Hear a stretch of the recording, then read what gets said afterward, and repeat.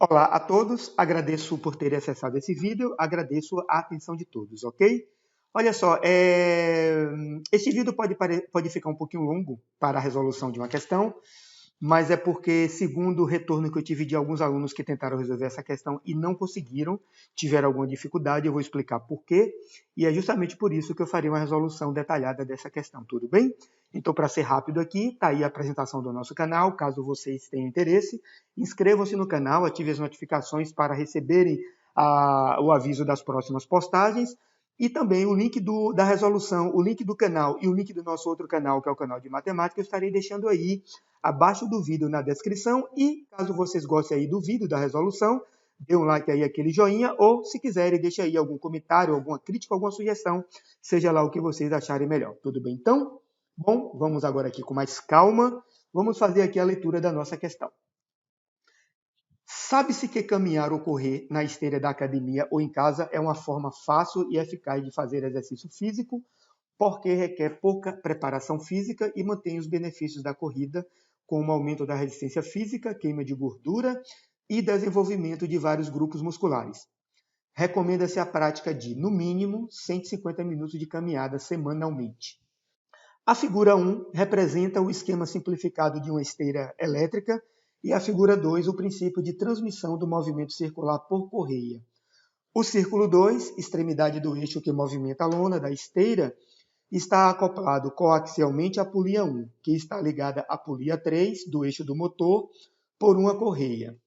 Com base nessas informações e considerando-se π igual a 3, o raio R1 igual a 10 cm, os raios R2 e R3 iguais a 5 cm e a velocidade linear da lona da esteira igual a 5,4 km por hora, pode-se afirmar. Então, estão aí as nossas alternativas A, B, C, também nossas alternativas D e E. Eu farei a leitura das alternativas durante a resolução, onde vamos explorar cada uma separadamente. Tudo bem, então? Em relação à figura aqui à direita, essa é justamente a dificuldade que alguns alunos têm me relatado sobre a dificuldade de compreensão, especialmente na associação da figura 1 com a figura 2. Eu levarei a figura mais adiante para a gente analisar com calma. Explicarei como é que funciona o esquema aqui da figura 1 associada à figura 2. Também vamos explorar aqui mais adiante na resolução esse segundo parágrafo aqui, que é o que explica o funcionamento da engrenagem aqui da esteira. Tudo bem, então? Veja só, nossa figura está aí à esquerda, vamos analisar daqui a pouquinho. Eu vou fazer aqui rapidinho uma revisão de dois conceitos do movimento circular uniforme e do acoplamento de polias. Por isso que nessa revisão, desculpe se eu estiver falando aqui agora um pouquinho rápida, eu vou acelerar para não deixar o vídeo muito longo, e quando eu voltar para a questão aí, então eu vou falar com mais calma. Tudo bem, então? Vejamos. Primeiro conceito que nós vamos utilizar para a resolução é o conceito de transmissão de movimento, ou seja, polias acopladas. Polias podem ser acopladas de duas formas. Acoplamento à distância, através de uma correia ou de uma corrente. Nesse caso aqui da figura vai ser por uma correia. E também o acoplamento por contato direto. Tudo bem, então? Esses são os dois tipos que nós podemos fazer de acoplamento para transmissão de movimento. Beleza. Nesse caso, seja em um esquema ou no outro, temos a seguinte característica para esse acoplamento. Polias acopladas têm velocidades lineares iguais em módulo, não importa se é no acoplamento à distância ou no acoplamento por contato. Então, a velocidade linear, portanto, é igual, e essa velocidade linear de um MCU pode ser dado por 2π vezes o raio vezes a frequência. Sendo iguais, portanto, vamos aqui igualar para as duas polias, em cada esquema separadamente. A velocidade da polia A é igual à velocidade da polia B. Estou falando das velocidades lineares, ok? Então, aplicando aqui a fórmula para as duas polias, temos então 2πRAFA é igual a 2πRBFB. Aqui para a polia A e aqui para a polia B. Podemos cortar aí 2π com 2π, e aí finalmente nós vamos ter aí a equação referente ao acoplamento de polias, ou seja, para a transmissão de movimento de polias, seja por contato à distância ou por contato direto. Tudo bem, então? Antes de passar para o outro conceito, vamos só ver aqui. Vamos comentar aqui agora sobre o sentido de giro das polias, uma em relação à outra, nos dois esquemas. Primeiro, vamos ver aqui no acoplamento à distância. Vejamos aqui. Vamos fazer esse ponto aqui se movimentar nessa correia, enquanto a própria correia faz as duas polias se movimentarem.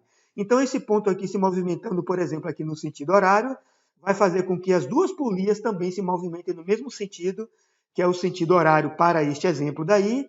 Então, podemos concluir aqui que no acoplamento de polias, ou seja, para a transmissão de movimento com polias acopladas à distância, as polias giram no mesmo sentido. Tudo bem, então? Vamos levar esse conceito aqui para algumas alternativas que nós vamos analisar aqui. Ok.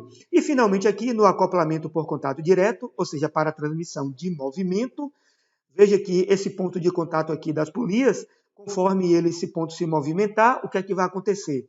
Vamos supor que esse ponto aqui vai descer, então ele fará as polias se movimentarem em sentidos opostos, uma vez que a polia A aqui à direita, à esquerda, gira no sentido horário e a polia B girando no sentido anti-horário. Portanto, concluindo, polias, transmissão de movimento com polias por acoplamento direto, giram em sentidos opostos. Legal? Beleza, vamos então aqui para o segundo conceito, que é o movimento de mesmo eixo ou de mesmo centro. Consideramos aqui dois corpos A e B. Esses dois corpos aí podem ser, por exemplo, dois automóveis, duas bicicletas, duas pessoas, ou seja lá o que vocês quiserem. Eles vão executar movimentos circulares uniformes, aqui nesse exemplo no sentido anti-horário, e seus raios vão se manter sempre alinhados.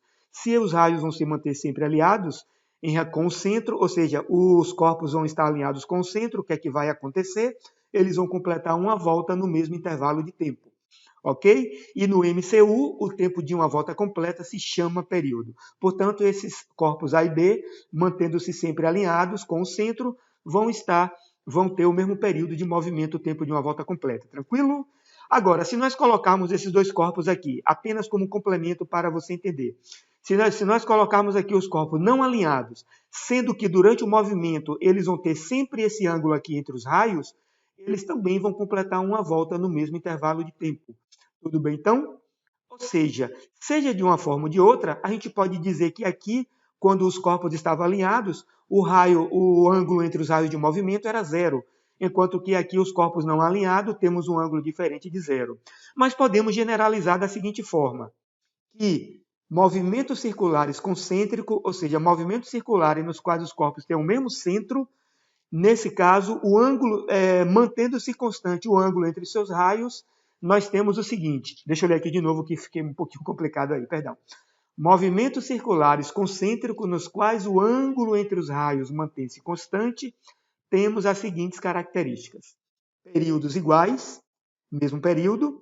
Também teremos a mesma frequência para o movimento dos corpos, uma vez que a frequência é o inverso do período, e também teremos a mesma velocidade angular, uma vez que a frequência angular é dada pode ser dada por 2π vezes f, que é a frequência, e a frequência, conforme nós vimos aqui, é constante. Então, está aí o resumo que nós vimos para movimentos de mesmo centro, ou de mesmo eixo. Tudo bem, então?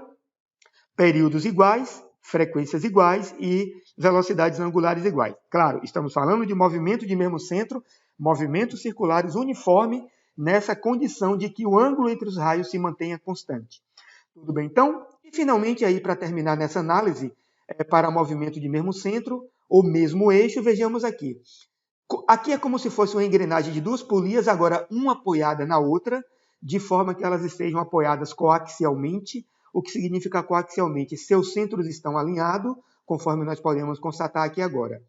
O que vai ocorrer é que quando nós temos nesse tipo de acoplamento coaxial, que é quando uma polia está exatamente, os centros estão alinhados, então, nesse caso, uma estando afixada à outra, ocorre que essas polias, portanto, vão ter também o mesmo giro de movimento, o mesmo sentido de movimento. E mesmo que as polias estejam separadas, porém interligadas em seus centros por um mesmo eixo, também nesse caso, supondo que as polias não vão, digamos, deslizar aqui no movimento, no contato com o eixo, portanto, o sentido de movimento do eixo é o mesmo sentido de movimento dessas polias, ok? E nisso a gente recai, portanto, a gente recai na análise anterior. Então, se nós pegarmos aqui, em cada engrenagem dessa, 2 pontos, um em cada polia, não importa a distância para os centros do movimento, vamos ter, portanto, a mesma análise que nós vimos para aqueles movimentos de mesmo centro. Bom, gente, voltemos aqui agora à calmaria da questão. Enfim, olha só, os dados estão aqui.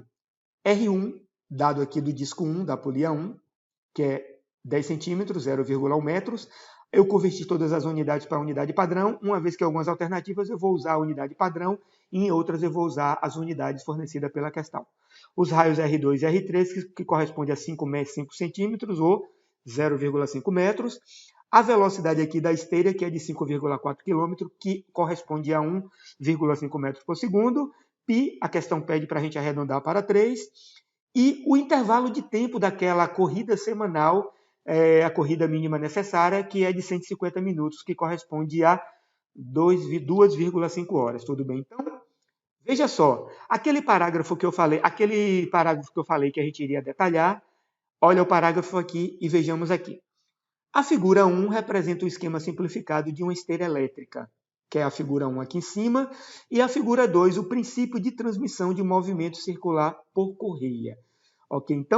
Então aqui embaixo na figura 2 nós temos uma ilustração de como vai funcionar esse esquema daqui. Legal. Só que o que ocorre aqui, na verdade, é o seguinte. Olhando lateralmente de frente para essas polias aqui e olhando também de frente para essa daqui, ocorre, na verdade, que essa engrenagem aqui está invertida em relação a essa. Ou seja, essa polia 2 aqui, na verdade, a gente vai ver que é o eixo de rotação aqui da esteira. Na verdade, aqui ela está atrás desse discozinho maior aqui, que aqui embaixo é justamente a polia 1, o disco 1. Tudo bem? Então, na verdade, esse disco 2 aqui, essa polia 2 aqui, na verdade, ela está atrás aqui da polia 1, a gente não está vendo, mas corresponde aqui ao eixo de rotação dessa esteira. Então, eu posso representar esta polia 2 aqui como sendo esse eixozinho daqui, já que ele está interligado, é o próprio eixo da esteira. Vejamos aqui, então. O círculo 2, vou deixar destacado aqui de vermelho, extremidade do eixo que movimenta a lona da esteira. Então, está aqui o eixo, o círculo 2 da ilustração da figura 2 e que corresponde aqui ao eixo que vai movimentar a esteira, todo esse eixo daqui. Tá? Então, está aqui a extremidade do eixo que movimenta a lona, ou seja, a esteira, está acoplada coaxialmente, ou seja, centro a centro, com a polia 1, que é esta aqui destacada em azul e que aqui na figura está destacada justamente nesses dois círculos aqui. Então, temos aqui a polia 1, que corresponde aqui embaixo na figura 2 a essa polia maior, interligada coaxialmente aqui com o disco 2. E esta polia 1 está ligada aqui à polia 3, que eu vou deixar destacada aqui em amarelo. Aqui as duas polias, ou a polia 3, estão interligadas, polia 1 e 3 por correia, e essa polia 3 é justamente aqui o eixo do motor, que está interligada à polia 1 por uma correia. Aqui está o motor, e o eixo dele aqui é justamente esse eixozinho aqui, que é justamente a polia 3 na figura 2. Tudo bem, então? Então, tendo entendido agora finalmente como é que funciona o esquema da esteira, vamos passar aqui para a nossa alternativa A, que diz o seguinte: o sentido de movimento da esteira é oposto ao sentido de rotação do eixo do motor. Então, a alternativa cita o sentido de movimento aqui da esteira, a alternativa fala que é oposto ao sentido da rotação do motor. Vamos imaginar, acredito que à frente, não conheço bem esse equipamento porque eu nunca frequentei, mas acredito que aqui a frente do equipamento está aqui, fica justamente acima do motor, então o movimento da esteira provavelmente será este daqui, ou seja, para a frente do equipamento. Tudo bem? Vou voltar aqui a animação. Então a esteira deve estar se movimentando nesse sentido, portanto o seu eixo aqui, que corresponde aqui ao eixo aqui da esteira, esse é o sentido de movimento, que como esse eixo, que é a polia 2, está interligada coaxialmente aqui à polia 1 em azul, então eles têm aqui o mesmo sentido de movimento e que corresponde aqui a esse sentido de movimento aqui da correia, que interliga essa polia 1 à polia 3, que é o eixo do motor, e que, portanto, vai ter o mesmo sentido de movimento, ou seja, concordante aqui com o movimento da esteira, e, portanto, temos aí uma alternativa falsa, uma vez que ela diz que o movimento da esteira é oposto ao sentido da rotação do eixo do motor. Tudo bem, então? Beleza, vamos aqui para a nossa alternativa B, que cita que a distância mínima que se deve percorrer semanalmente é de 15,5 km. A alternativa está fazendo uma referência à distância mínima que uma pessoa deve correr em condições mínimas necessárias. No texto lá da questão, no primeiro parágrafo, o texto cita que a distância, que o intervalo de tempo mínimo que se deve correr é de 150 minutos. E então, aplicando isso aqui para a esteira, vejamos aqui. Essa distância, então, aqui, que é o espaço percorrido, vamos calcular pela velocidade vezes o intervalo de tempo, uma vez que pressupõe que a velocidade é constante. Então, essa velocidade aqui de corrida de uma pessoa aplicada à esteira. Então, temos aqui a velocidade da esteira, que é de 5,4 km por hora. Vamos usar nessa unidade, uma vez que a alternativa faz uma referência aqui à distância em quilômetros. Então, a velocidade da esteira é de 5,4 km por hora. E para esse tempo mínimo de 150 minutos, ou 2,5 horas, então vamos aplicar aqui na nossa equação. Temos, portanto, aí uma distância mínima necessária de 13,5 km, ao contrário dos 15,5 afirmado aqui pela questão, e, portanto, mais uma alternativa falsa. Beleza? Alternativa C. A velocidade angular da polia 1 é igual a 20 radianos por segundo. A questão se refere à velocidade angular desta polia 1 e que, por estar interligada coaxialmente à polia 2, portanto, a polia 2 também vai ter a mesma velocidade angular. Então, essas duas polias aqui têm a mesma velocidade angular. Tudo bem? Da polia 2 em relação à esteira, já que a polia 2 aqui é o eixo da esteira, vamos então analisar o que é que acontece com a fazer uma comparação da velocidade linear V do eixo aqui da esteira, que é a polia 2, com o próprio movimento da esteira. Vejamos então essa figura aqui embaixo. Aqui é como se nós estivéssemos olhando aqui o esquema aqui por trás dessas polias. Então aqui está a esteira, aqui no eixo que passa pela polia 1, e esse eixo daqui é justamente aqui a polia 2, representada na figura aqui embaixo. Portanto, vejamos, a gente já sabe que a velocidade linear de um ponto aqui da correia, ela é igual à velocidade também linear no caso das duas polias. Então aqui é como se eu tivesse aqui a correia, que na verdade aqui é a própria esteira, a velocidade aqui da esteira, a velocidade linear V, portanto é a mesma velocidade linear aqui do eixo que movimenta ela, representada aqui pela polia 2, que é esse eixozinho daqui. Portanto, podemos escrever aqui que a velocidade do eixo, que é a própria velocidade aqui da polia 2, é a própria velocidade linear da esteira, e a velocidade da esteira aqui é de 1,5 metros por segundo. Vou usar aqui agora 1,5 metros por segundo, uma vez que a questão que é a velocidade angular da polia 1 na unidade padrão de radianos por segundo. Tudo bem, então? Portanto, a polia 2 aqui tem a velocidade linear da esteira. Legal, então? Só que as polias 1 e 2, por estarem acopladas coaxialmente, elas vão ter aqui a mesma velocidade angular. Vou chamar de W, né? Essa letra aqui geralmente é chamada de ômega, porque é o nosso W no alfabeto grego, mas para simplificar, vamos chamar aqui de W. Tudo bem, então? Portanto, as velocidades angulares aqui, W1 e W2, elas são iguais. A velocidade angular de um movimento circular uniforme pode ser dada em função da velocidade linear e do raio do movimento. Então, veja bem. Então, vamos aqui determinar a velocidade angular da polia 1 pela velocidade angular da polia 2, uma vez que são iguais, acoplamento coaxial.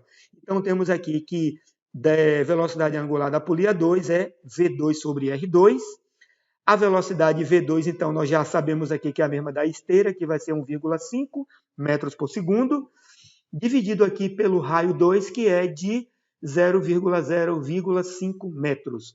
Então, dividindo aqui, nós temos a velocidade angular da polia 2, que é a própria velocidade angular da polia 1, que é de 30 radianos por segundo e, portanto, não correspondente aos 20 radianos por segundo que a alternativa fala. Ok, então? Valeu, gente. Se ficou alguma dúvida aí na resolução, especialmente dessa alternativa C, dê uma pausa aí, volte um pouquinho o vídeo, reveja de novo e aí retome, então, para a gente continuar. E vamos aqui, então, para a nossa alternativa D, que afirma que a frequência de rotação do motor é igual a 10 Hz. A alternativa está se referindo à frequência F de rotação do motor. Tranquilo, então? Vamos ver, então, aqui o seguinte. Nós temos o que aqui? A velocidade linear da polia 3 é igual à velocidade linear da polia 1, pois ambas são Isso é a transmissão de movimento por acoplamento, nesse caso por correia. E nós já vimos no começo da aula, na revisão que nós fizemos aí no começo da resolução, que essas polias interligadas por correia têm a mesma velocidade linear, portanto, V3 da polia 3 é igual a V1 da polia 1. Tudo bem? E a velocidade linear, ela já sabemos que pode ser dada em função da própria velocidade angular e do raio, portanto, V1 é W1 vezes R1. W1 calculamos na alternativa C, que são 30 radianos por segundo, e o raio R1 são 0,1 metros, perdão, e vamos ter, portanto, aí uma velocidade linear V1 de 3 metros por segundo, que corresponde à velocidade linear V3, que é de 3 metros por segundo. Tudo bem? E por que é que nós estamos calculando V3? Porque a gente quer calcular a frequência de rotação do motor, e V3 aqui é justamente o eixo do motor. Vejamos então. Então já temos aqui V3. E agora, usando aquela mesma relação, V3, portanto, vai ser V3 vai ser W3 vezes R3. Velocidade linear, velocidade angular e raio. A velocidade angular, conforme já sabemos, pode ser dada por 2π vezes a frequência. Então, vamos substituir aqui no lugar da velocidade angular para a polia 3. Então, fica aqui V3 é 2π vezes a frequência 3, F3, vezes R3. E então, agora vamos apenas substituir. Não é isso? V3 é 3 metros por segundo, calculamos aqui anteriormente. 2 vezes 3, 3 é π, F3 é a frequência que nós queremos calcular, e 0,05 é o raio da polia 3. Aqui podemos cortar aqui 3, já que está tudo multiplicando. Temos então aí, 1 é igual a 2π vezes F3 vezes 0,05. Você pode, se quiser, multiplicar 2 por 0,05, pode trazer para cá dividindo. Então, se eu trouxer dividindo, vai ficar 1 sobre 2, que é 0,5, é igual a F3 vezes 0,05. Então, vamos ter aí que a frequência 3 é 0,5 dividido por 0,05, e vai dar exatamente 10 Hz, que é a frequência de rotação da polia 3, que é o eixo do motor, e está aí a nossa alternativa verdadeira. Beleza? Tudo bem, já sabemos que ela é a alternativa verdadeira, apenas para confirmar, vamos só ver aqui a alternativa E, que fala da velocidade escalar da polia 1, que é essa daqui, ok?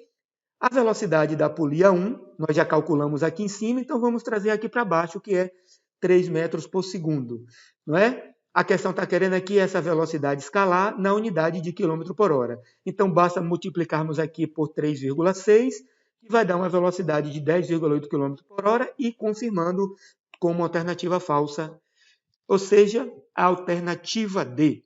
Gente, muito obrigado aí pela atenção. Desculpa aí se o vídeo ficou longo, mas eu agradeço aí pela atenção de vocês. Se vocês gostaram do vídeo aí, dê aquele joinha, aquele like. E, mais uma vez, agradeço aí a atenção de vocês. Até a próxima e fui!